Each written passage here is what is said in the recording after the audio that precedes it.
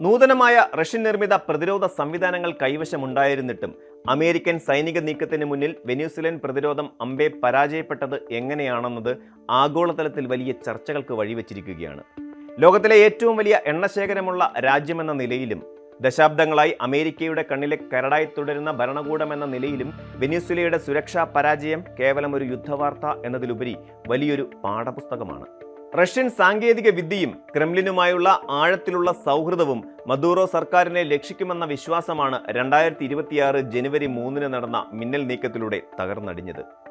ആധുനിക യുദ്ധതന്ത്രങ്ങളിൽ അത്യാധുനിക ആയുധങ്ങൾ ഉണ്ടായതുകൊണ്ട് മാത്രം കാര്യമില്ലെന്നും അവയെ നയിക്കുന്ന മനുഷ്യരിലും അത് കൈകാര്യം ചെയ്യുന്ന സംവിധാനങ്ങളിലുമാണ് വിജയത്തിന്റെ രഹസ്യം ഇരിക്കുന്നതെന്നും ഈ സംഭവം അടിവരയിടുന്നു. ശീതകാല യുദ്ധം മുതൽ ലോകത്തെ ഏറ്റവും കരുത്തുള്ള സൈനിക ശക്തികളിലൊന്നായി റഷ്യ പരിഗണിക്കപ്പെടുന്നു. വ്ളാഡിമിർ പുടിന്റെ ഭരണത്തിന് കീഴിൽ റഷ്യയുടെ പ്രതിരോധ വ്യവസായം വലിയ മുന്നേറ്റങ്ങളാണ് നടത്തിയത്. റഷ്യൻ നിർമ്മിത S-400, S-300 മിസൈൽ പ്രതിരോധ സംവിധാനങ്ങൾ അമേരിക്കയുടെ പാട്രിയറ്റ് സംവിധാനങ്ങളെക്കാൾ കരുത്തുറ്റതാണെന്നാണ് പല വിദഗ്ധരും കരുതിയിരുന്നത്.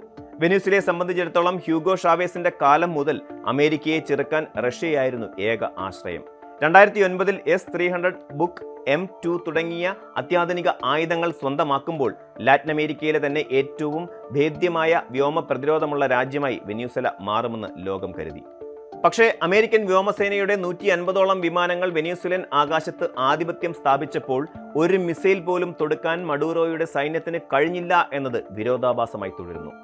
യഥാർത്ഥത്തിൽ എന്താണ് വെനിസ്വേലയിൽ സംഭവിച്ചത് എന്ന് പരിശോധിക്കുമ്പോൾ ലളിതവും എന്നാൽ ഞെട്ടിപ്പിക്കുന്നതുമായ ചില സത്യങ്ങളാണ് പുറത്തുവരുന്നത്. ന്യൂയോർക്ക് ടൈംസ് അടക്കമുള്ള മാധ്യമങ്ങൾ റിപ്പോർട്ട് ചെയ്യുന്നതനുസരിച്ച് വെനിസ്വേലയുടെ വ്യോമ പ്രതിരോധ സംവിധാനങ്ങൾ പ്രവർത്തന സജ്ജമായിരുന്നില്ല. ആധുനിക യുദ്ധമുറകളിൽ വിമാനങ്ങളെ കണ്ടെത്താനും മിസൈലുകളെ നിയന്ത്രിക്കാനും റഡാറുകൾ അത്യന്താപേക്ഷിതമാണ്. എന്നാൽ അമേരിക്കൻ സൈന്യം കാരാക്കാസിലേക്ക് പ്രവേശിക്കുമ്പോൾ വെനിസ്വേലയുടെ S-300 സംവിധാനങ്ങൾ റഡാറുകളുമായി ബന്ധിപ്പിച്ചിരുന്നില്ല എന്നത് വലിയൊരു വീഴ്ചയാണ്. മാസങ്ങളോളം മുന്നറിയിപ്പുകൾ നൽകിയിട്ടും കരീബിയൻ കടലിൽ അമേരിക്കൻ നാവികസേന തമ്പടിച്ചിട്ടും വെനിസ്വേലൻ സൈന്യം തങ്ങളുടെ റഡാർ സംവിധാനങ്ങൾ പ്രവർത്തനക്ഷമമാക്കിയില്ല എന്നത് അവരുടെ അനാസ്ഥയുടെ ആഴം വ്യക്തമാക്കുന്നു. റഡാർ ഇല്ലാത്ത മിസൈൽ സംവിധാനം കാഴ്ചയില്ലാത്ത ഒരു കരുത്തനെ പോലെയാണ്. അതിന് എവിടെ ആക്രമണമെന്നോ എപ്പോൾ പ്രതികരിക്കണമെന്നോ അറിയില്ല. റഷ്യൻ ആയുധങ്ങൾ കൃത്യമായി പ്രവർത്തിപ്പിക്കണമെങ്കിൽ റഷ്യയിൽ നിന്നുള്ള വിദഗ്ധരുടെ സേവനവും സ്പെയർ പാർട്സുകളും നിരന്തരം ആവശ്യമാണ്. എന്നാൽ യുക്രൈൻ യുദ്ധത്തിൽ വ്യാപൃതരായ റഷ്യയ്ക്ക് തങ്ങളുടെ വിദഗ്ധരെ വെനിസ്വേലയിലേക്ക് അയക്കാനോ ആവശ്യമായ സഹായങ്ങൾ നൽകാനോ സാധിച്ചില്ല. റഷ്യയുടെ ശ്രദ്ധ സ്വന്തം അതിർത്തിയിലെ യുദ്ധത്തിലേക്ക് മാറിയപ്പോൾ വെനിസ്വേലയിലെ പ്രതിരോധ സംവിധാനങ്ങൾ തുരുമ്പെടുക്കാൻ തുടങ്ങുകയായിരുന്നു. പല വിലപിടിപ്പുള്ള ഭാഗങ്ങളും സൂക്ഷ്മതയോടെ കൈകാര്യം ചെയ്യുന്നതിന് പകരം വെയർഹൌസുകളിൽ പൊടിപിടിച്ച് കിടക്കുകയായിരുന്നുവെന്നാണ് ഉപഗ്രഹ ചിത്രങ്ങൾ വ്യക്തമാക്കുന്നത്. സൈനിക ശക്തി എന്നത് വെറും മെഷീനുകൾ മാത്രമല്ല, മറിച്ച് അവ കൈകാര്യം ചെയ്യുന്ന സൈനികരുടെ പരിശീലനവും കാര്യക്ഷമതയും കൂടിയാണ്. വെനിസ്വേലൻ സൈന്യത്തിലെ ഉയർന്ന റാങ്കിലുള്ള ഉദ്യോഗസ്ഥർക്കിടയിലും അഴിമതിയും രാഷ്ട്രീയവൽക്കരണവും സൈന്യത്തിന്റെ പോരാട്ട വീര്യത്തെ ബാധിച്ചിരുന്നു. പ്രൊഫഷണലിസത്തെക്കാൾ ഭരണകൂടത്തോടുള്ള കൂറിന് പ്രാധാന്യം നൽകിയപ്പോൾ യുദ്ധമുഖത്ത് ശത്രുവിനെ നേരിടാനുള്ള ശേഷി സൈന്യത്തിന് നഷ്ടപ്പെട്ടു. റഷ്യ നൽകിയ അത്യാധുനിക ഉപകരണം പോലും ശരിയായി കണക്ട് ചെയ്യാൻ അറിയാത്ത അവസ്ഥയിലേക്ക് സൈന്യം അധപ്പതിച്ചു.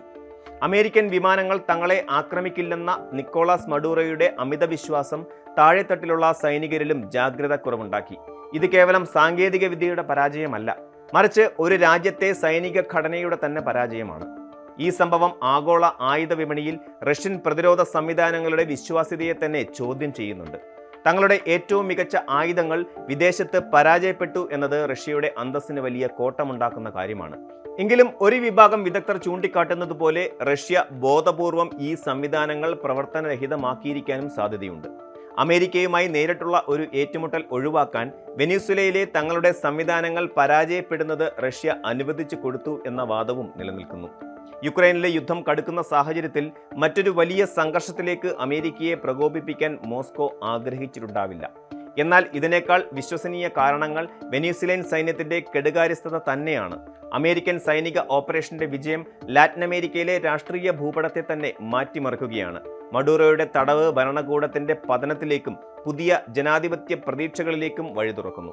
റഷ്യയുടെയും ചൈനയുടെയും സ്വാധീനം മേഖലയിൽ കുറയ്ക്കാൻ ഇത് അമേരിക്കയെ സഹായിക്കും. പ്രതിരോധ സെക്രട്ടറി പീറ്റ് ഹെഗ്സത്ത് സൂചിപ്പിച്ചതുപോലെ റഷ്യൻ ആയുധങ്ങളുടെ കരുത്ത് വലിയൊരു മിഥ്യയായിരുന്നുവോ എന്ന സംശയം പല രാജ്യങ്ങൾക്കും ഇപ്പോൾ തോന്നി തുടങ്ങിയിട്ടുണ്ട്.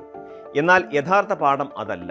എത്ര വലിയ ആയുധങ്ങൾ ഉണ്ടെങ്കിലും അത് പ്രവർത്തിപ്പിക്കാനുള്ള ദീർഘവീക്ഷണവും കൃത്യമായ പരിപാലനവും ഇല്ലെങ്കിൽ അവ വെറും ലോഹകഷണങ്ങൾ മാത്രമാണ് എന്നതാണ്. വെനിസ്വേലയുടെ പതനം വരും കാലങ്ങളിൽ സൈനിക അക്കാദമികളിൽ ഒരു മുന്നറിയിപ്പായി പഠിപ്പിക്കപ്പെടും. ഒരു ഭരണകൂടം തങ്ങളുടെ ആത്മവിശ്വാസം കേവലം ആയുധങ്ങളിൽ മാത്രം അർപ്പിക്കുകയും സ്വന്തം സൈന്യത്തിന്റെ കാര്യക്ഷമത മറക്കുകയും ചെയ്യുമ്പോൾ സംഭവിക്കുന്ന ദുരന്തത്തിന്റെ ഉത്തമ ഉദാഹരണമായി ഇത് ചരിത്രത്തിൽ രേഖപ്പെടുത്തും. കൂടുതൽ വാർത്തകൾക്ക് news 18 Keralam YouTube channel subscribe ചെയ്യുക.